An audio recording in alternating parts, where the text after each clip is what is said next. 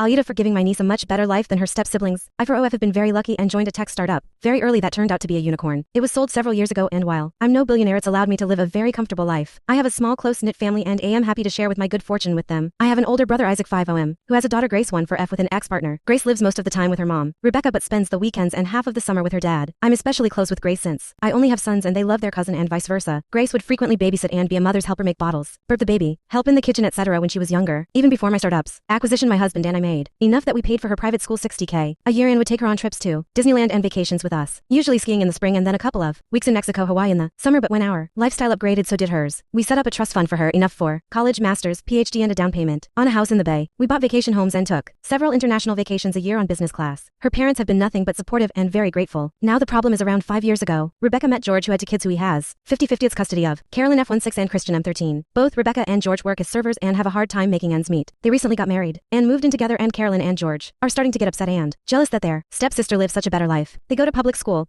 go to Disney once a year if they are lucky, and maybe a trip to Vegas or to visit their grandma in Florida in the summer. This upset George and has led to fights with Rebecca. The kids are fighting too. Rebecca brought this up to me hesitantly, but she said that she promised George she'd at least ask me to at least pay for private school to keep things even and try to make things even between the kids with gifts and trips. Rebecca is on my side and said she knows it's not my responsibility at all, but she promised George she'd at least talk to me. And he said I'd be pretty cold jerk, though. I think he used stronger language, knowing him to treat siblings so differently, but my husband and I disagree. I barely know those kids. Aida,